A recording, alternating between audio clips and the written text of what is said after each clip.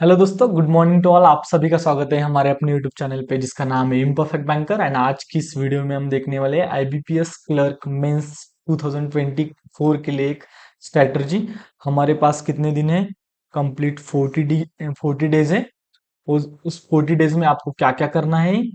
मैं जब प्रिपरेशन करता था उस टाइम मेरे दिमाग में क्या क्या पॉइंट होते थे उसके बारे में डिस्कशन करेंगे।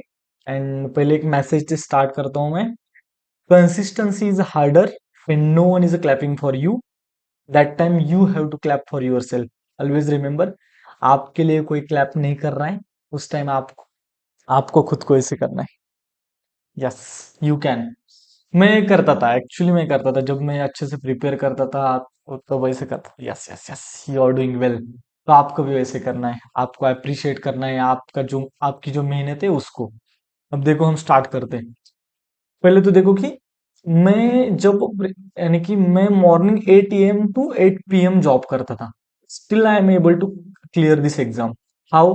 कि मैं ज्यादा से ज्यादा फोकस स्ट्रैटेजी बनाने में करता था और वो एग्जीक्यूट करने में। एक एक दिन भी गया तो भी चलेगा, लेकिन वो स्ट्रैटेजी अच्छे से बननी चाहिए। क्या करना है कि मेरा कट ऑफ क्लियर हो जाए, ना कि मैं 10 20 50 मार्क्स एग्जाम में कट ऑफ से ज्यादा लाओ। इतना मेरा फोकस नहीं था, मेरा इतना ही था कि मुझे एग्जाम क्लियर करनी है। आपके माइंड में भी वो होना चाहिए। अब देखो, पहले देखते हैं कि वैकेंसीज कितनी, क्या कौन से एरियाज के ऊपर फोकस करना है। आईबीपीएस क्लर्क की वैकेंसीज 6128, यानी कि लास्ट ईयर की मुझे लगता है 5500 एंड में वो हो गई थी। उसके लास्ट ईयर 6235, यानी कि अब वैकेंसीज तो बढ़ गई है। उसके बाद दूसरा पॉइंट क्या आता है?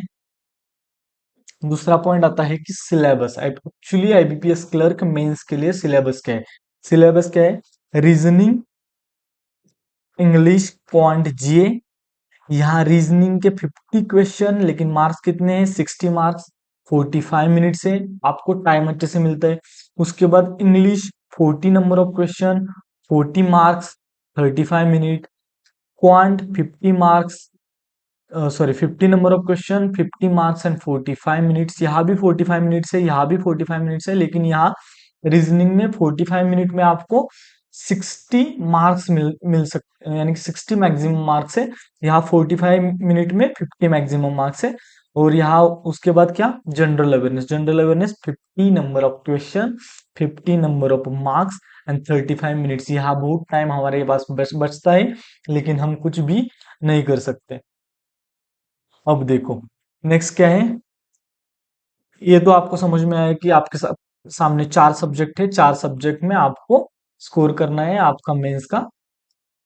नेक्स्ट, थर्ड पॉइंट क्या हो सकता है? देखो थर्ड पॉइंट ये है कि लास्ट ईयर के कट ऑफ क्या क्या गए थे उसके ऊपर हमें फोकस करना है।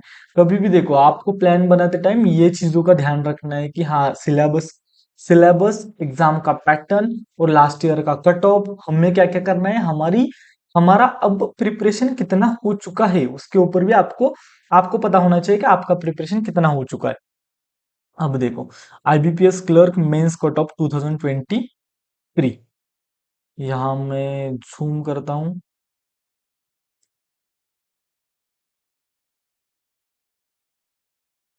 देखो कहा गया अंडमान निकोबार। यहाँ यूआर यानी कि जनरल कैटेगरी का देखते हैं।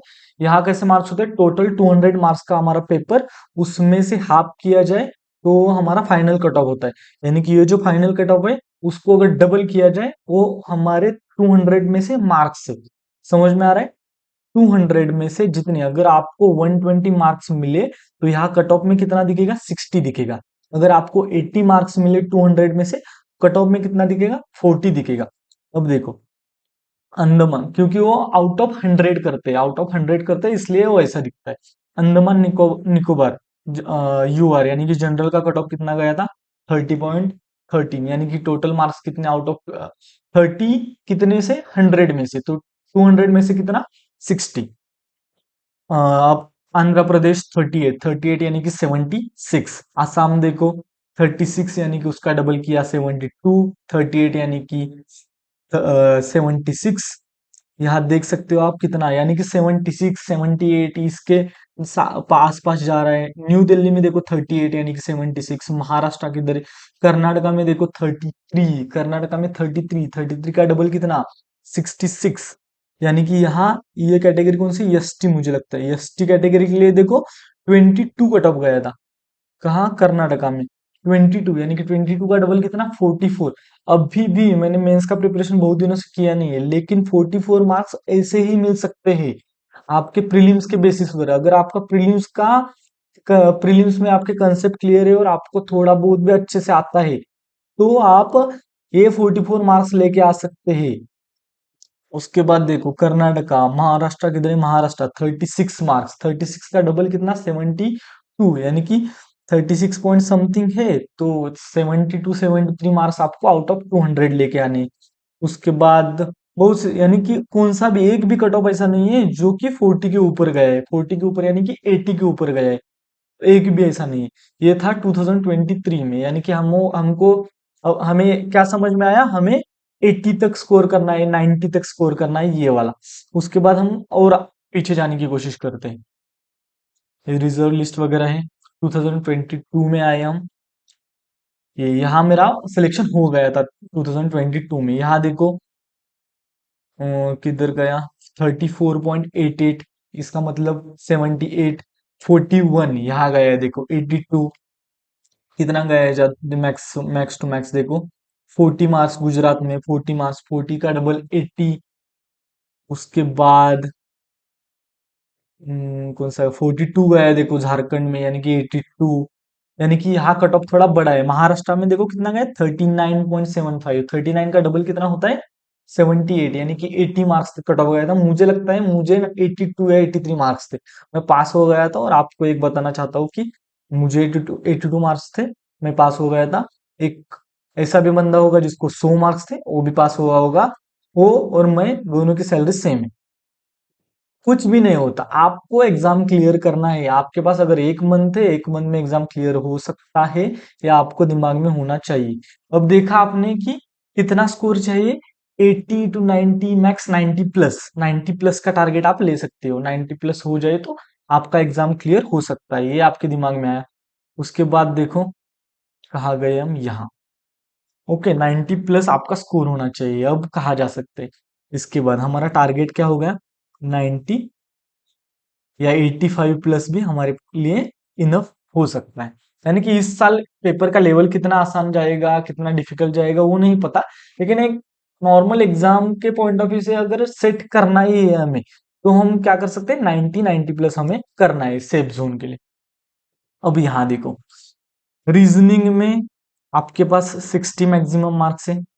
अब आपको एनालाइज करना है कि आपका कौन सा सब्जेक्ट अच्छा है, किसमें ज्यादा मार्क्स लेके आ सकते हो, किसमें आपका स्कोर कम आएगा। जैसे कि रीजनिंग आसान आता है, इतना भी ज्यादा डिफिकल्ट नहीं आता है।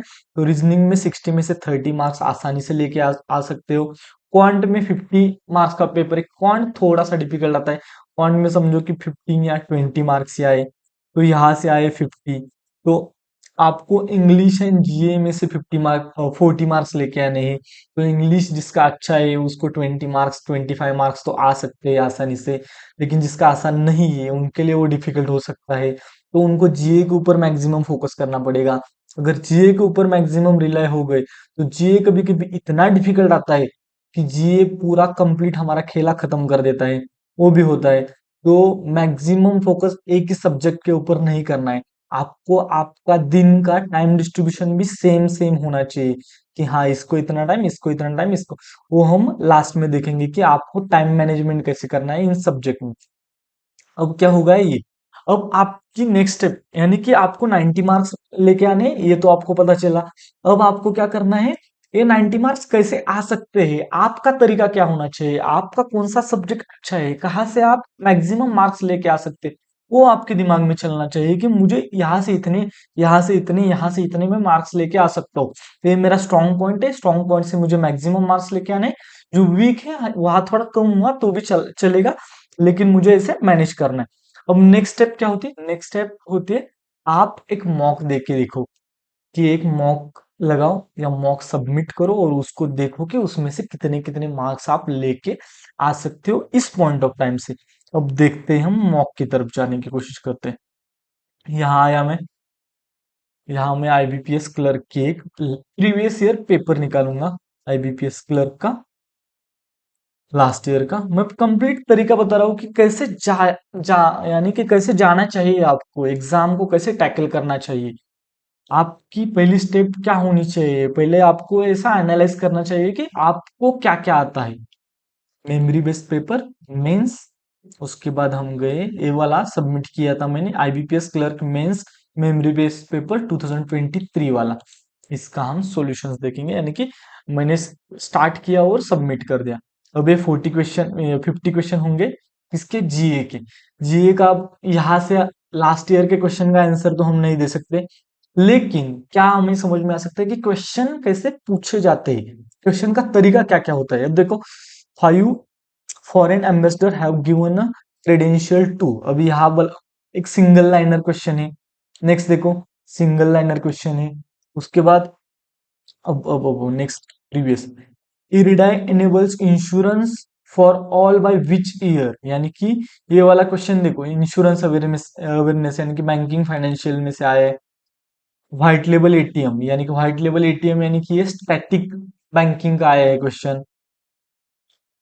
हम्म ये G20 summit, last year G20 summit हुआ था, उसमें से क्वेश्चन है। उसके बाद देखो, सिंगल लाइनर क्वेश्चन है, लेकिन आपको मैं बताना चाहता हूँ कि सिंगल लाइनर क्वेश्चन पूछने धीरे धीरे धीरे कम किए एग्जाम में। तो ये वाले सिंगल लाइनर्स, यानी कि जीए किस तरीके से पूछा जा रहा है, ये भी आप देख सकते हो इससे। जीए को हम थोड़ा सा स्किप करते हैं, हम आते हैं, पहले आते हैं रीजनिंग के ऊपर कि मार्क्स लेके आ सकते हैं क्या, हमारे पास उतनी क्षमता है क्या, हम कितने मार्क्स लेके आ सकते हैं, ये सोचेंगे। आपके सामने आया इनपुट आउटपुट, इनपुट आउटपुट आपको पहले करना है क्या, नहीं करना है। पहले आपको 1 2 3 4 5 ऐसे मार्क्स लेके आने हैं और खुद का कॉन्फिडेंस बनाना है, एग्जाम में बोल रहा हूँ। अब देखो, इसको अगर देखा जाए, क्या इसका आंसर हम सॉल्व कर सकते हैं, पहले ही देख कर समझ में आता है। देखो 3785 ऐसा कुछ थी। सेकंड स्टेप में, यानी कि पहली स्टेप जो है, उसमें कंप्लीट नंबर अलग दिख रहे हैं, लेकिन क्या है इसमें, क्या कुछ कर सकते हैं क्या। 785 678, यहाँ देखो 785 यानी कि 785, उसके बाद 678 329 वैसी की वैसी है।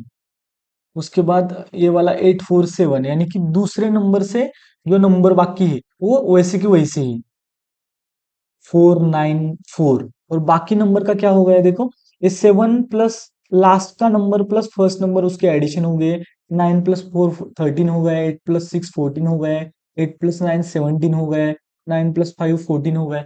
अब देखो ये कैसा है, आप जितना ज्यादा प्रैक्टिस करोगे आपको समझ में आएगा कि हाँ, ये ऐसे हो सकता है, ऐसे हो सकता है, ऐसे भी किया जा सकता है, इसके तरीके आपको समझ में आएंगे। तो आप देखो, अगर 40 डेज में 40 मॉक भी लगाए तो 40 मॉक में आपके 40 इनपुट आउटपुट हो जाएंगे, 40 इनपुट आउटपुट के 40 तरीके अगर आपके हो गए, तो आपको समझ में आ सकता है कि हाँ, ये ऐसे नहीं ऐसे जा सकते हैं, ऐसे नहीं ऐसे जा सकते, अगर आप न्यू हो तो। अब नेक्स्ट स्टेप में क्या किया है देखो, 17825 85 7646 7648 1 यहाँ दिख रहा है देखो, 25 64 81 49 16 36, ये दिख रहा है आपको। 36 6 का स्क्वायर होता है, 4 का स्क्वायर 16 होता है, 7 का स्क्वायर 49 होता है। यानी कि आपको धीरे धीरे समझ में आएगा कि इसमें चल क्या रहा है, चल क्या रहा है, वो धीरे धीरे समझ में आएगा। तो ये आपको करना है। अगर समझ में नहीं आता तो डायरेक्ट जाओ व्यू सॉल्यूशन पे, व्यू सॉल्यूशन पे जाके स्टेप्स देखो कि कैसे किया है, वो सॉल्व करो। लेकिन आपको पहले क्या करना है, ये वाला एनालिसिस करते टाइम, लेकिन पहले क्या करना है, आपको कितना कितना आता है, ये वाला क्वेश्चन मेरे से हो जाता, ये वाले 4 5 मार्क्स मुझे मिल जाते, ऐसे मुझे लग रहा है। देखो ये वाले 5 मार्क्स, इस 5 मार्क्स से थोड़ा सा पीछे छोड़ते हैं। अब देखो एक पजल आया, पजल मैंने स्किप किया, पजल आपको पहले नहीं सॉल्व करना है। फिर गया यहाँ, ये वाला क्वेश्चन आपको जाना है यूट्यूब पे, आपको सर्च करना है ये वाले क्वेश्चन कैसे सॉल्व करते हैं, ये वाला क्वेश्चन आपको आना चाहिए। यानी कि यहाँ से आपने लिए 1 मार्क, 12 to 14 है ना, यहाँ से आपने लिए 3 मार्क्स। अब देखो आपके पास 3 मार्क्स आ चुके हैं। उसके बाद ये रो वाला क्वेश्चन, ये भी आसान क्वेश्चन होता है। यहाँ से देखो 15 से 15 to 17, यानी कि ये 3 मार्क्स कितने हो गए, 6 मार्क्स। अब आपके पास 6 मार्क्स तो आ चुके हैं। अब डेटा सफिशिएंसी वाले क्वेश्चन, ये भी सॉल्व कर सकते हो एक्चुअली। यहाँ से मार्क्स आते हैं, डेफिनेटली मार्क्स आते हैं, लेकिन ये देखो आपने ऐसा समझो कि आप नया नया नया प्रिपरेशन कर रहे हो, तो 6 मार्क्स तो आ गए, आप आगे गए। चलो चलो चलो, what will the code for the word bam and inside respectively. Actually ये वाले भी क्वेश्चन है, इसे टाइप के क्वेश्चन जो होते हैं ना, वो वाले भी आसान होते हैं। एक बार आपको उसका पैटर्न पता चल गया कि एक्चुअली क्वेश्चन कैसे बनाते, तो ये वाले भी क्वेश्चन हो जाते हैं। ये भी स्किप करते हैं, छोड़ो। ये वाला क्वेश्चन तो हो जाएगा, नॉर्थ ईस्ट, वो वाला। वो कितने हो गए मार्क्स, 7 मार्क्स। आगे चलो, ये वाला भी एक पजल, सिंपल पजल होता है छोटा सा, ये वाला हो जाएगा। इसमें कितना आया, 8 मार्क्स हो गए। चलो आगे चलो, स्टेटमेंट अजम्पशन, स्टेटमेंट अजम्पशन। उसके बाद क्या बचा, तो फॉलोइंग पर्सन है, तो ये वाला पजल है आई थिंक। चलो आगे चलो, सिर्फ आपको देखना है कि आता क्या है। पहले पहली नजर में आपको देखकर क्या क्या ऐसा लगता है कि मुझसे हो सकता है। 45 तक आई। अब ए वाला क्वेश्चन क्या है, who sits opposite to Q, ये वाला क्वेश्चन, जो क्वेश्चन सॉल्व हो सकता है। पजल अगर बड़ा भी है, एक वाले पजल एक एक या दो दो मिनट में सॉल्व हो जाते हैं। पजल सॉल्व करने में मार्क्स हमारे हाथ में लेने, ये समझ लो पहले कि 9 हो गया। ये वाला हो सकता है 10, 11, 12, 13, 14। अब देखो 14 मार्क्स का आसान आसान क्वेश्चन हमने बाहर निकाले, और 14 मार्क्स हमने हमारे हाथ में ले ली। रीजनिंग के 14 मार्क्स हमने हाथ में ले ली।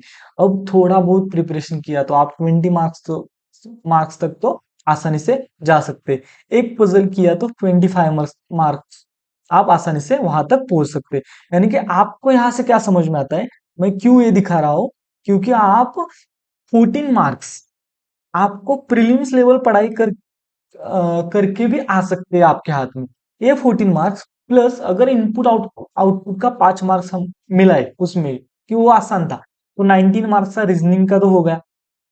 मैंने कितना टारगेट रखा था, अगर 30 रखा है, तो 30 तक जाना इतना भी मुश्किल नहीं है। ये वाला हो गया रीजनिंग का, रीजनिंग में इतने मार्क्स लेके आए। उसके बाद आप क्या क्या करना है कि इसमें से आपको कौन से टॉपिक नहीं आते वो ढूंढने, और उसका प्रिपरेशन करना है अच्छे से। हाँ, ये टॉपिक मुझे कोडेड इनइक्वालिटी नहीं आता, कोडेड सिलॉग नहीं आता, ये नहीं आता, तो आपको वो वाले क्वेश्चन सॉल्व करने। उसके बाद हम जाते हैं क्वांट के ऊपर। तो क्वांट थोड़ा सा मुश्किल आता है, थोड़ा सा डिफिकल्ट आता है। उसमें 19 मार्क्स का फर्स्ट वे में हो जाए ऐसा नहीं होगा। ये थोड़ा सा, सच में ये थोड़ा सा डिफिकल्टी आता है, सबके लिए आता है, तो इतना ज्यादा टेंशन नहीं लेना है। तो अब हम आए यहाँ, यहाँ देखो 0% आंसर करेक्टली। देखिए ये वाला तो आपको पहले छोड़ना ही है, 1 to 5 गए हैं। उसके बाद ये 6 6 कौन सा, sum of X distributed among the, ये वाला सॉल्व कर सकते हैं आप। ऐसे आपको एक एक क्वेश्चन ढूंढना है जो कि सॉल्व हो सकता है आपसे। एज का क्वेश्चन है, एज का क्वेश्चन आपको आना ही चाहिए, मेंस लेवल है। अब देखो ये वाला, 2, 3, 4, 5, अगर मुश्किल है सिंप्लीफिकेशन तो भी आना चाहिए। उसके उसके लिए आप एक्सक्यूज नहीं दे सकते। यानी कि 5 6 मार्क्स तो हो गए हमारे, 5 6 मार्क्स तो उतने तो हो गए। और क्वांटिटी 1, क्वांटिटी 2, उसमें भी एक या दो क्वेश्चन ऐसे होते हैं जिसका हमने डेटा क्लियर कर सकते हैं, उसमें से 1 2 मार्क्स लेके आ सकते हैं। फिर ये छोड़ दो, ये एक्चुअली एग्जाम देते टाइम बहुत मुश्किल होता है, ये मुझे पता है, लेकिन मैं ऑन द बेसिस के आपको, आपने प्रीलिम्स क्लियर किया है तो आपको इतना तो आता है, इस बेसिस पे मैं बता रहा हूँ। ए बी स्टार्ट है, ये पार्टनरशिप वाला लास्ट क्वेश्चन गया देखो, 25। बिजनेस, ये भी क्वेश्चन सॉल्व हो सकता है। फिर ये वाला छोड़ दो, 30 तक गए हम। फिर आई नंबर सीरीज, नंबर सीरीज चलिए, अब देखो नंबर सीरीज एग्जाम में आ रही है, तो आपको मेंस लेवल नंबर सीरीज की प्रैक्टिस करनी है। ये नंबर सीरीज आपसे बनेगी नहीं बनेगी, नंबर सीरीज भी इतनी गंदी पूछते हैं ना, तो कभी कभी बनती है, कभी कभी नहीं बनती है, लेकिन नंबर सीरीज आती है तो नंबर सीरीज की मेंस लेवल प्रिपरेशन कर सकते हैं। 1 2, ये दो क्वेश्चन। अब एक तो डीआई आपको सॉल्व करना ही होगा। तो आपको देखो ये 41% आंसर करेक्टली, तो आपको समझ में आएगा एक क्वेश्चन देखने के बाद कि ये वाला क्वेश्चन मैं सॉल्व कर सकता हूँ। पाई चार्ट में क्या दिए, टोटल नंबर ऑफ ऑफिसर्स दिए, और यहाँ क्या दिए, private plus government working in 4 areas, ये एरियाज दिए ABCD। तो 5,000 का ABCD में तो डिस्ट्रीब्यूशन कर सकते हो। उसके बाद यहाँ कुछ तो कंडीशन दिए, उसके अकॉर्डिंग आपको ये पाई चार्ट यानी कि इसका टेबल बनाना होता है। तो ये कहाँ से होगा, ये प्रैक्टिस से होगा, लेकिन एक क्वेश्चन तो डुएबल होगा, यानी कि 10 या 11 मार्क्स लेके आना इतना भी ज्यादा मुश्किल नहीं। लेकिन मैं क्या बता रहा हूँ, क्वांट में 10 मार्क्स भी ज्यादा होते हैं कभी कभी, रीजनिंग में 20 मार्क्स भी कम होते हैं कभी कभी, लेकिन क्वांट के 10 मार्क बहुत ज्यादा होते हैं, यानी कि उससे भी एग्जाम निकल सकता है। ये वाला हो गया क्वांट का, यानी कि हमने रीजनिंग में 20 मार्क्स, क्वांट में 10 मार्क्स, 30 मार्क्स हमारे हाथ में आ गए। हमें कितने चाहिए, 90 मार्क्स चाहिए। अब देखो 30, हमने क्वांट एंड रीजनिंग का कितना पकड़ा था, 50 मार्क्स। तो विदाउट प्रिपरेशन, विदाउट मेंस का प्रिपरेशन आपने कितने मार्क्स ले लिए, 30 मार्क्स आपके हाथ में ले लिए। अब आप जाते हैं इंग्लिश के यहाँ। अब देखो इंग्लिश में ऐसा है कि मेरा भी इंग्लिश इतना अच्छा नहीं था, लेकिन इंग्लिश में आपको चांस लेना पड़ेगा। अगर आपने चांस नहीं लिया तो आप पीछे पड़ जाओगे। यानी कि आपको थोड़ा सा तो गेस वर्क या थोड़ा सा अंदाजा लगाना पड़ेगा कि हाँ इसका आंसर ये हो सकता है। आपके स्ट्रॉन्ग पॉइंट ढूंढने पड़ेगा। मैं पेपर जस्ट स्क्रॉल करता हूँ और मैं बताता हूँ कि अगर मैं सॉल्व करता तो मैं क्या क्या करता, इसमें कैसे जाता एग्जाम को अटेम्प्ट करने। अब देखो एक्चुअली मेरा इंग्लिश इतना अच्छा नहीं है, स्टिल में कैसे जाता। ये मेरे सामने पेपर आया है और ये पहले क्वेश्चन आया, पहला आया ये वाला, पायोटल मीन्स, जो बोला है सिमिलर मीनिंग पायोटल इन सिमिलर, क्या बोला है सिमिलर, क्या होता है इसका मतलब, अनिवार्य है ना। डिसिजिव, डिसिजिव का मतलब क्या है, देखो पायोटल क्रूशली इंपॉर्टेंट, हाँ अनिवार्य महत्वपूर्ण, वही बोला। पायोटल मीन्स इंपॉर्टेंट, ये पता था इसलिए मैं ऐसा सोचा कि हाँ ये आ सकता है। अब देखो इनसिग्निफिकेंट, निगेटिव, पेरिफेरल का ऐसा समझो कि मुझे मतलब इररिलेवेंट, इंसिडेंटल, यानी कि 2-3 तो ऑप्शन कट हो जाते और डिसिजिव और पेरिफेरल रह जाता। वो दोनों दोनों में से मैं एक डिसाइड कर लेता, मैं 50-50 चांस लेता हूँ, क्योंकि इंग्लिश इतना भी अच्छा नहीं था। तो 50-50 में सॉल्व कर लेता, लेकिन पायोटल का तो मीनिंग मुझे पता था। अब देखो नेक्स्ट, ये मुझे एक्चुअली स्किप करना था लेकिन वो वर्ड दिखा इसलिए मैं रुक। अब देखो ये क्वेश्चन से मैं स्टार्ट कर लेता, गारंटेड ये क्वेश्चन मैं सॉल्व करने की कोशिश कर लेता, क्योंकि यहाँ 3 ऑप्शन है और यहाँ से मैं स्टार्ट कर लेता। India joining the global fascination with advanced artificial intelligence recently published a dash dash report. Comprehensive report हो सकता है, हॉरो रिपोर्ट ये भी हो सकता है, एक्सपेंसिव रिपोर्ट हो सकता है क्या, देखते हैं आगे जा। अब देखो यहाँ द, ये वाला देखो, the accelerated rise in, ED यहाँ नहीं आ सकता। अब देखो यहाँ नॉर्मल होता था कि थोड़ा बहुत भी ग्रामर पता है ना तो एक इलिमिनेट करना, फिर दोनों के ऊपर ट्राई करना, ये वाला मैं करता था। Tremendous, the tremendous rise in digital, yes.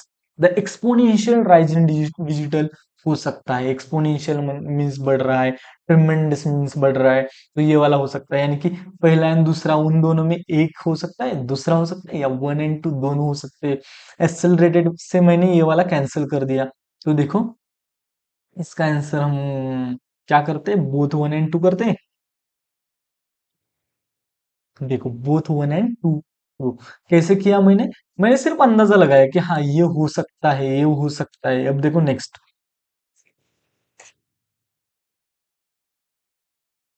यहाँ से अब देखो मैं डायरेक्ट कंप्लीट कभी कभी देखता भी नहीं था, यहाँ से ही देखता, it's spiked to 336% of GDP dash dash to inflation, attributed to inflation driven currency substituted, imputed का तो मतलब ही पता नहीं है। schemes amid rising interest rates dash dash potential causing inclosing posing, नहीं पता तो मैं आगे जाता, समझ नहीं आता है तो नहीं। ये वाला नेक्स्ट नेक्स्ट नेक्स्ट नेक्स्ट, यहाँ प्रीवियस नहीं, सॉल्यूशन देखना था मुझे। इसका क्या है, बोथ 1 और 3, पोजिंग एंड कॉजिंग, इसका नहीं पता था, तो नहीं पता है तो आगे जाता हूँ। अब देखो यहाँ रिलेंटलेस, टेंशियस, यानी कि एक्चुअली मैं ये बताना चाहता हूँ कि जो क्वेश्चन की प्रैक्टिस मैं ज्यादा करता था, वो क्वेश्चन में एग्जाम में सॉल्व करने की कोशिश करता था। ये वाले क्वेश्चन की प्रैक्टिस में ज्यादा करता था, क्योंकि ये वाले क्वेश्चन में इलिमिनेशन मेथड यूज होती है और इसमें हम कट कर सकते हैं और बाकी सॉल्व कर सकते हैं। अंदाजे से भी हमारे बहुत से क्वेश्चन सही आते हैं। सिग्निफिकेंस, नेसेसिटी, अब देखो ये सिग्निफिकेंट एंड नेसेसिटी तो सिमिलर है। Controlled, restricted, controlled and restricted, दोनों में फर्क है क्या?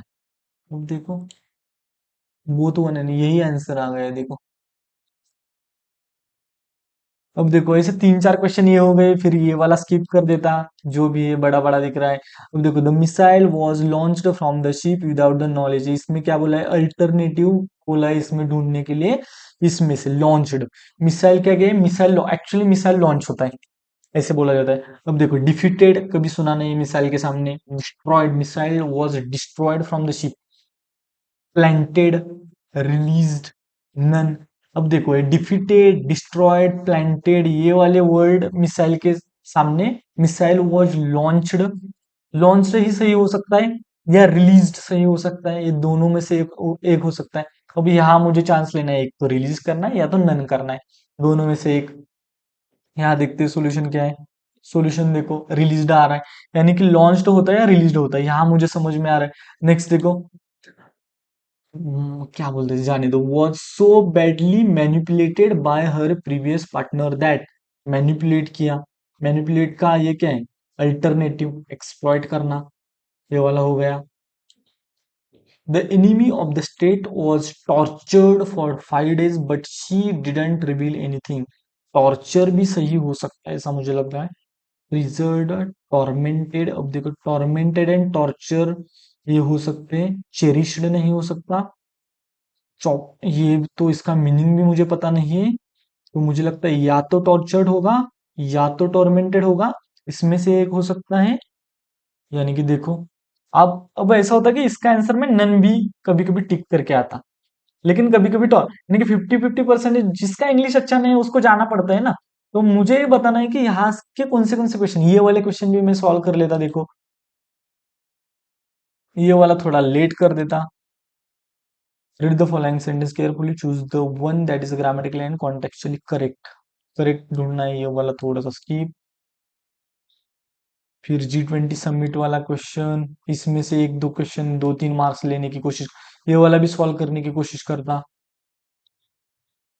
मुझे सिर्फ ये बताना था कि आपको ऐसे पेपर को देखना है जाकर, अभी मेंस पेपर देके, और आप क्या क्या कर सकते हो, कहाँ से आपके मार्क्स आ रहे हैं ये देखना है। आपके अगर 40 मार्क्स आ रहे हैं तो आपको 40 या 50, 40 मार्क्स आपके क्वांट, रीजनिंग एंड इंग्लिश में आ रहे हैं, तो आपका बच गया सिर्फ जीए। जीए में कितने लाए? जीए में 20, अगर आपने अच्छा सा प्रिपरेशन किया तो 10 या 10-20 मार्क्स आए। तो 20 मार्क्स अगर आपके पास आए तो 50 या 60 मार्क्स हो गए, तो आपको कितने लेके आने? 30 लेके आने हैं। तो आपको सोचना है कि आपको कितने मार्क्स लेके आने हैं, वो आपके दिमाग में होना चाहिए। अब देखो, मैं मैंने ये तो बता दिया कि कैसे किया जा सकता है, कि आप जाओ और मॉक दे के देखो कि हाँ इतने इतने मार्क्स लेके आ सकते हो। अब मुझे मेरा टारगेट क्या होना चाहिए, रीजनिंग को कैसे टैकल करना है। अब देखो, नॉर्मल में एक स्ट्रेटजी बताने की कोशिश करूंगा, लास्ट में जीए की स्ट्रेटजी बताऊंगा कि जीए में आप क्या क्या कर सकते हो, वो आपको अच्छे से देखना है। स्टार्टिंग में हम रीजनिंग से स्टार्ट करते हैं। रीजनिंग का मैं क्या बोला, आपने पेपर कंप्लीट देखा, उसमें देखा आपने इनइक्वालिटी आई है कोडेड, तो आपको कोडेड इनइक्वालिटी जाके अच्छे से सॉल्व करनी है। यूट्यूब पे जाओ, देखो कोडेड इनइक्वालिटी के वीडियोस, वहां से सॉल्व करो।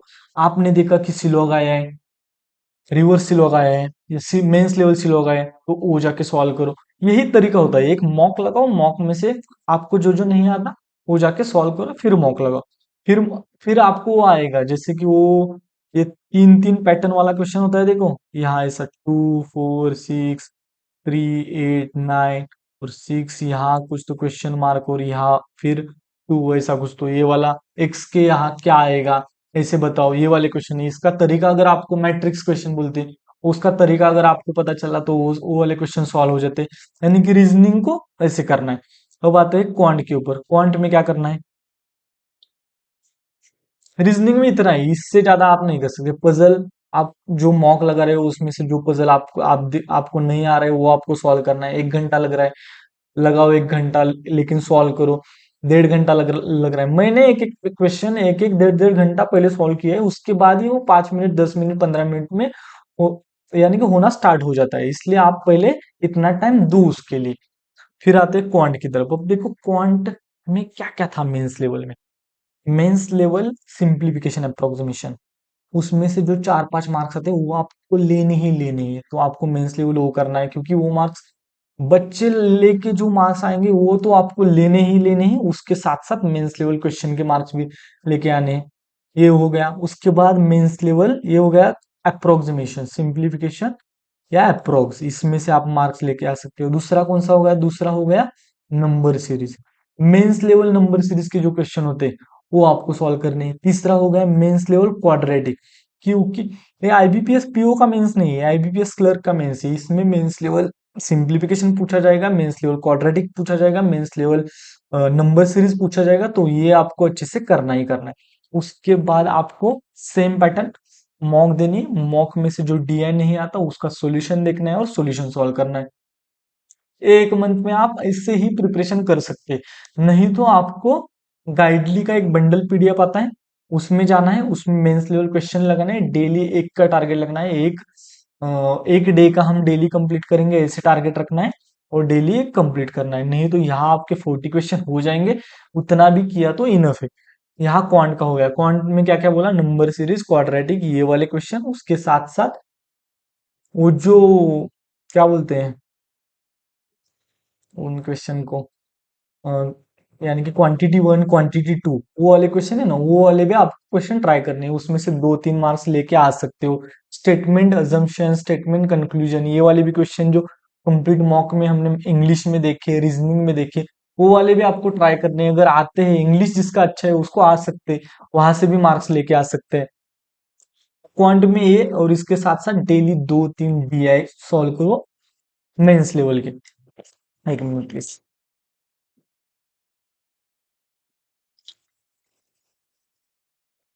रीजनिंग हो गया, क्वांट हो गया। उसके बाद क्या आता है, उसके बाद आएगा इंग्लिश। अब देखो इंग्लिश का एक क्या फंडा है इंग्लिश में।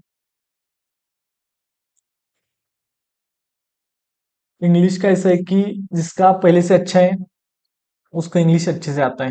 जिसने बहुत ज्यादा प्रिपरेशन किया है उसको इंग्लिश आ भी सकता है वो, और नहीं आ भी सकता है। यानी कि ये मैंने देखा है कि इंग्लिश का कितना भी प्रिपरेशन करो उसके बाद भी इंग्लिश अच्छा नहीं होता, और कभी कभी फ्लो फ्लो के साथ इतना अच्छा हो जाता है। कैसे हो, यानी कि English is all about understanding. आपको समझ में आना चाहिए कि इंग्लिश, यानी कि इंग्लिश के अंडरस्टैंडिंग लेवल अगर डेवलप हुई ना तो इंग्लिश में से मार्क्स आते। कभी कभी ऐसा होता है कि इंग्लिश का पेपर बहुत अच्छा गया है, बहुत अच्छा गया है ऐसे बोल के आएंगे बच्चे, और पेपर में मार्क्स कम पड़े, कम मिल जाएंगे। ऐसा क्यों होता है, यानी कि एग्जैक्ट आंसर क्या है वो कोई नहीं बता सकता। यानी कि वो इंग्लिश का अच्छा सा स्टूडेंट है तो वो वही बता सकता है, बाकी कोई नहीं बता सकता। तो इंग्लिश में आपको क्या करना है, मैंने क्या बताया, मॉक लगाओ, मॉक में से आपके फेवरेट टॉपिक निकालो, उसके ऊपर ज्यादा से ज्यादा फोकस करो। उसके बाद जाओ, आपका एक आरसी आपको अच्छे से करना है, उसमें से मार्क्स निकालो। यानी कि अंडरस्टैंड करने की कोशिश करो और उसमें से मार्क्स निकालने की। यहाँ ज्यादा से ज्यादा टाइम मत वेस्ट करो। यहाँ कभी कभी ऐसा होता है कि कितना भी टाइम दो आपको उसका आउटपुट इतना ज्यादा कभी कभी नहीं मिलता है। ये वाला हो गया इंग्लिश का। तो बातें हैं जीए के ऊपर। जीए को गेम चेंजर बोला जाता है हमारे एग्जाम में, आईबीपीएस क्लर्क के बोलो या सभी एग्जाम में। ये दो तरीके से गेम चेंज करता है। आपको समझ में आना चाहिए कि एक्चुअली मैंने बहुत से एग्जाम दिए इसलिए बोल रहा हूँ। एक, क्या आपने जीए का सबसे ज्यादा, यानी कि आधा टाइम दिया आपने बाकी प्रिपरेशन को, और आधा टाइम दिया आपने जीए को। जीए का प्रिपरेशन इतना किया इतना किया इतना किया, एक सोर्स से किया, 2 सोर्स से किया, बहुत ज्यादा प्रिपरेशन किया, और जीए के क्वेश्चन इतने हार्ड आए इतने हार्ड आए इतने हार्ड आए कि आप सोच में पड़ गए कि इतना पढ़ाई करके क्या मिला। ये वाला भी सीन आता है। और दूसरा, जीए का प्रिपरेशन अगर आपने अच्छा किया है तो जिस टाइम नॉर्मल बच्चों को 5-6 मार्क्स आएंगे उस टाइम आपको 20, 22, 25 मार्क्स आ सकते हैं। अगर इतना बड़ा मार्जिन आपने सेट कर लिया, इतना डिफरेंस आपके और आपके नॉर्मल स्टूडेंट्स एंड आपके जीए की वजह से इतना अगर डिफरेंस आ गया, तो आपका 101% सिलेक्शन हो जाएगा। तो आपको कौन सी पॉसिबिलिटी लेके चलनी है? ये वाली पॉसिबिलिटी लेके चलनी है, क्योंकि वो वाली पॉसिबिलिटी एक एक एग्जाम में हो सकती है, लेकिन सभी एग्जाम में वो नहीं होगा। एक दो एग्जाम तो आपको ऐसे मिलेगी कि आपका प्रिपरेशन वहां रंग लाएगा। तो आपको इस बेसिस से काम करना है। अब तरीका क्या होता है? दो तरीके यहाँ जीए प्रिपरेशन के। जिस जो लोग पहले से ही मई, जून, जुलाई, अगस्त, सितंबर यहाँ से प्रिपरेशन करते आ रहे हैं, डेली नोट्स बना रहे हैं, उनको सेम ही करना है कि उनके डेली नोट्स उनको रिवाइज करना है। उसके बाद वीकली करंट अफेयर्स के पीडीएफ कहाँ मिलते हैं क्या, वो देखने हैं, वो रिवाइज करने हैं। उसके बाद मंथली रिवाइज करो एंड क्या करने की कोशिश करो आप, मैक्सिमम क्विजेस लगाने की कोशिश करो। क्विजेस से क्या होता है? क्विजेस से आप आंसर को अच्छे से टिक कर सकते हो, आपको समझ में आता है कि इसका आंसर यहाँ ये है, इसका ये है। स्पीड बढ़ जाता है आपका, क्योंकि आपके पास नहीं, टाइम तो यहाँ ज्यादा है, आरआरबी पीओ में कम है, 15 मिनट में मैक्स क्वेश्चन सॉल्व करनी है, वो वाला थोड़ा सा डेंजर है। ये वाला हो गया किसका? जिनका प्रिपरेशन पहले से है, उनको क्या करना है? मैक्सिमम सोर्सेस यूज करने हैं, और डेली का आपने जो नोट्स बनाए उससे प्रिपेयर करना है। उसके बाद आप आपके पास जो पीडीएफ है उससे प्रिपेयर करो, वीडियो सोर्सेस देखने की कोशिश करो, लेकिन टाइम डिस्ट्रीब्यूशन सेम ही होना चाहिए सभी सब्जेक्ट के लिए। इंग्लिश के लिए थोड़ा कम हुआ तो चलेगा, क्योंकि इंग्लिश थोड़ा होता है वो प्रॉब्लम। बच्चों को पढ़ना भी अच्छा नहीं लगता ना इतना ज्यादा, ये भी। और दूसरा तरीका कि अगर आप अभी प्रिपरेशन करना स्टार्ट कर रहे हो, किसका? जीए का। यानी कि जीए का प्रिपरेशन इससे पहले नहीं किया है। जीए का प्रिपरेशन, अगर आपको लग रहा है कि आपका आईबीपीएस क्लर्क हो जाएगा, लेकिन आपने जीए का प्रिपरेशन नहीं किया है, तो देखो आपके पास टोटल 40 डेज है। दो तरीके यहाँ, यानी कि यहाँ क्या हो सकता है देखो, पहले आप ये 10 दिन या और 30 डेज ऐसे डिस्ट्रीब्यूट कर सकते हो इसको। पहले 10 दिन में आपको कंप्लीट जीए का प्रिपरेशन करना है, बस सिर्फ जीए जीए करना है। क्यों? क्योंकि आपने पहले नहीं किए। आप सभी सब्जेक्ट को टाइम दोगे तो आगे जाकर आप पैनिक होना स्टार्ट हो जाओगे कि जीए का प्रिपरेशन इतना ही हो रहा है, 3 3 घंटे दे रहा हूँ, लेकिन एक वीक का भी नहीं कवर हो रहा है, 2 या 4 दिन का कवर हो रहा है, मैक्स कवर नहीं हो रहा है। तो आपको 10 दिन लगा के 2 या 3 मंथ का प्रिपरेशन कंप्लीट करना है। 2 या 3 मंथ का जीए 1 या 2 बार पढ़ के कंप्लीट करना है। वो 2 3 मंथ कौन कौन से हो सकते हैं? अगस्त, यानी कि जून, जुलाई, अगस्त, ये 3 मंथ। यहाँ इस 10 दिन में क्या कर सकते हैं आप? जून, जुलाई, अगस्त खत्म करने की कोशिश करो। ये 2 3 मंथ खत्म करने की कोशिश करो। एक पीडीएफ सोर्स बताता हूँ, वो पीडीएफ सोर्स आप यूज कर सकते हो। किधर गया?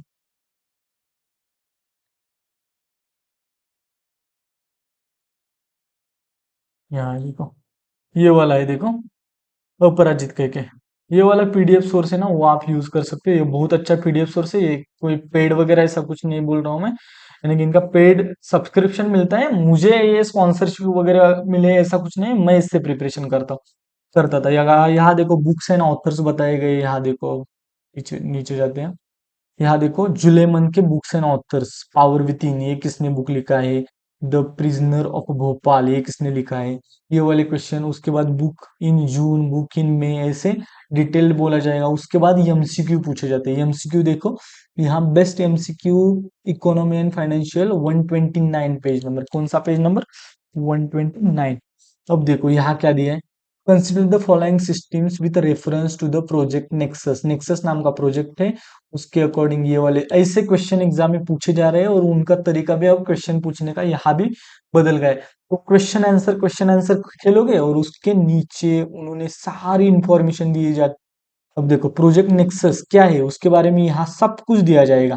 तो आपको इसमें से हाईलाइट करना है कि हाँ ये हो सकता है, ये इम्पोर्टेंट है, ये इम्पोर्टेंट है, इसे हाईलाइट करना है। अब देखो दूसरा भी प्रोजेक्ट नेक्सस के ऊपर ये है। अब देखो यहाँ आरबीआई इन न्यूज, यानी कि ये प्रोजेक्ट नेक्सस अगर आरबीआई के रिलेटेड है, तो इन्होंने आरबीआई के बारे में न्यूज बताई है कि लास्ट 2 3 मंथ में कौन सी न्यूज आरबीआई के रिलेटेड आई है।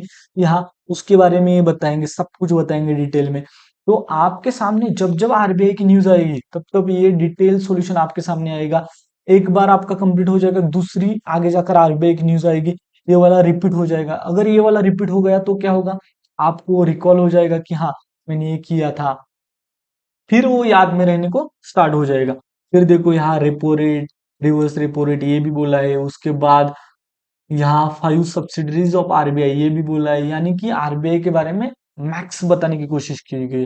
अब देखो ये सेवा चैटबॉट क्या है, अब सेवा अगर सेबी के रिलेटेड है तो सेबी की इंफॉर्मेशन दी, यानी कि ये बहुत अच्छे से एक्सप्लेन किया है। मैं बताऊंगा कि आपको ये वाला, अगर आपने सब्सक्रिप्शन या इस ग्रुप को ज्वाइन किया या ये पीडीएफ ली तो बहुत अच्छा होगा। ये इसका नाम है देखो, अपराजित एग्जाम वॉरियर्स, ऐसे करके आपको टेलीग्राम के ऊपर भी मिल जाएगा, उससे आप कर सकते हो। ये वाला हो गया जून जुलाई अगस्त ऐसे, और उसके बाद 30 डेज में डेली आपको सभी सब्जेक्ट को सेम टाइम देना है। जीए का प्रिपरेशन अगर 3 घंटे कर रहे हो तो 1.5 घंटा सुबह, 1.5 घंटा शाम को। और दूसरा, और एक सबसे ज्यादा इंपॉर्टेंट बताना चाहूंगा, जीए का प्रिपरेशन करते टाइम और एक फोकस करना है क्या, आईबीपीएस क्लर्क। जाओ गूगल पे सर्च करो IBPS clerk last year question, यानी कि आईबीपीएस क्लर्क के प्रीवियस ईयर क्वेश्चन जीए के जो पूछे गए 2023 में, वो देखो। आपको क्या समझ में आएगा बताओ, कि बैंकिंग एंड फाइनेंशियल अवेयरनेस के ज्यादा क्वेश्चन पूछे गए, यानी कि अगर 50 क्वेश्चन है उसमें से 20 या 25 क्वेश्चन बाय बैंकिंग फाइनेंशियल के, 25 क्वेश्चन अदर सभी सब्जेक्ट के मिलकर है। तो आपको क्या करना है, मैं मेरे जो जितने भी स्टूडेंट्स हैं उनको मैं वही बताता हूँ कि आपको जीए का प्रिपरेशन करते टाइम 1.5 घंटा देना है, यानी कि 130 ये 30 डेज में। अगर आपका प्रिपरेशन ये 3 मंथ का अच्छा हो गया है तो इस 30 डेज में आपको ये करना है, ये 1.5 घंटे आपको बैंकिंग अवेयरनेस करना है, और ये 1.5 घंटे आपको जीए करना है, बाकी का करंट अफेयर्स करना है। ये 1.5 घंटे इंपॉर्टेंट है। ये वाला समझ में आया। मुझे लगता है कि वीडियो बहुत लंबा हो गया है, कितने लोग यहाँ तक देख रहे हैं आई डोंट नो, लेकिन यहाँ तक जाना चाहिए आपको, आपको समझ में आएगा कि जीए का एक्चुअली क्या क्या सीन होता है। ये 10 दिन में आप अगर आपने खत्म किया तो ये 30 डेज में आप इतना ज्यादा पैनिक नहीं होगे, और ये 30 डेज आपको अच्छे से, यानी कि आप अच्छे से डिलीवर कर सकते हो उन 30 डेज में। नहीं तो हाँ ऐसा होगा कि ये करूँ या ये करूँ, ये करोगे या ये करूँ, कौन सा करूँ प्रिपरेशन, ये आपके दिमाग में चलता जाएगा और वो आप कंप्लीट खराब कर दोगे सब कुछ। तो ये करने की कोशिश करो। उसके बाद मैं बोलूंगा कि आप अगर अभी से जीए का प्रिपरेशन कर रहे हो तो 4 या 5 मंथ का प्रिपरेशन अच्छे से करने की कोशिश करो। 4 मंथ का किया तो भी चलेगा, एंड उसके साथ साथ आपको करना है, किधर गया, सॉरी, बजट, बजट भी करना है उसके साथ साथ आपको, एंड जीए का उस एट द एंड में ये बताना चाहूंगा कि ये वाला जीए का प्रिपरेशन करने के बाद एक दो सोर्सेज से आपने अगर कर दिया तो एट द एंड आपको मैक्सिमम क्विजेस लगाने हैं। जितने हो सके क्विजेस लगाओ, क्विजेस से वो रिपीटेशन भी होता है, आपका दिमाग भी फास्ट होता है, इंग्लिश में भी हेल्प होती है उसकी। मेरी मुझे हुई थी, क्योंकि मेरे पास इतना टाइम नहीं था तो मैक्सिमम क्विजेस लगाता था मैं। आपको भी ऐसे ही करना है कि मैक्स क्विजेस लगाने हैं। और बाकी शेड्यूल आपका डेली प्लान क्या होना चाहिए, तो मैं बताऊंगा कि एक तो आईबीपीएस पीओ का मेंस, आईबीपीएस पीओ का प्रीलिम्स आगे जाके आने वाला है, उसका एक मॉक डेली लगाना। उसके बाद ये 1 घंटा गया, उसका एनालिसिस मत करो लेकिन मॉक तो लगाओ। उसके बाद बाकी का जो आपका टाइम है मैक्सिमम टाइम देने की प्लीज कोशिश कीजिए। आपके ऊपर दया मत कीजिए कि 5 ही घंटा पढ़ूंगा, 6 ही घंटा पढ़ूंगा, मैक्सिमम पढ़ने की कोशिश कीजिए। रीजनिंग क्वांट एक मॉक लगाओ मेंस लेवल, उसमें से रीजनिंग क्वांट करने की कोशिश करो, जो नहीं आता उसका सॉल्यूशन देखो, वहां से सॉल्व करो। फिर आप आओ जीए के ऊपर, मॉर्निंग में बैंकिंग अवेयरनेस करो, नाइट शाम के टाइम आपको करंट अफेयर्स करना है, रात को सोते सोते आपको क्विजेस करने हैं। यही तरीका होता था मेरा, आप ये कर सकते हो। उसके बाद इंग्लिश का प्रिपरेशन करते टाइम मैक्सिमम फोकस करने की कोशिश करो उस मॉक के ऊपर, जो मॉक आपने दिया है उसको देखो कि हाँ टू के बाद ये नहीं आता, टू के बाद वर्क वर्क का थर्ड फॉर्म नहीं आता, ये एक बार दिमाग में बैठ गया ना, इतना ज्यादा इंग्लिश पढ़ने की जरूरत नहीं। लेकिन ये तो समझ में आना चाहिए, हाँ इसके बाद ये नहीं आता तो नहीं आता, ये तो दिमाग में बैठ गया। तो आपको एग्जाम में जो आपके ऑप्शन होते हैं वो कट करने में आसान होता है। ये हो गया। फिर क्या बच गया? इंग्लिश, क्वांट, रीजनिंग एंड जीए। जीए का तो मैंने बता दिया है, ऐसे करना है। तो आई होप कि आप अभी तक देख रहे हो पहले तो, एंड अगर देख रहे हो तो all the very best to all. आपको प्रिपरेशन से पहले प्लानिंग करना है, प्लानिंग करके बाद में, अब एक्चुअली मैंने सब कुछ बता दिया है कि ये इन सभी टॉपिक के ऊपर आपको ध्यान देना है। तो आपको इसको बाइफरकेट करना है और आपको एक फ्रेम में लेके आना है, आपकी टू डू लिस्ट बनानी है कि मुझे अब नेक्स्ट डे 10 डेज में अगर ये 3 मंथ का करंट अफेयर्स कवर करना है तो मैं कैसे कर सकता हूँ, कर सकती हूँ ये वाला। और उसके बाद अगर 30 डेज का प्लान बनाना है तो हाँ, कि एक मॉक लगाए, उसमें से कॉन्ट रीजनिंग, जीए का प्रिपरेशन, इंग्लिश का प्रिपरेशन, और मैक्सिमम मॉक, यानी कि डेली एक मॉक, मैक्सिमम मॉक, डेली एक मॉक लगाते जाओ, आपका हो जाएगा। और पहले एक मॉक दे के देखो कि आपको कितना आता है। ओके। एंड अगर आप इस चैनल पर नए हो तो please like, share and subscribe. And आपको और कौन से टॉपिक के ऊपर या डिटेल्ड कौन से अदर टॉपिक के सब्जेक्ट के ऊपर आपको वीडियो चाहिए तो वो बताओ। कमेंट बॉक्स में प्लीज कमेंट करो कि आपको कैसा लगा। Thank you so much for watching this video.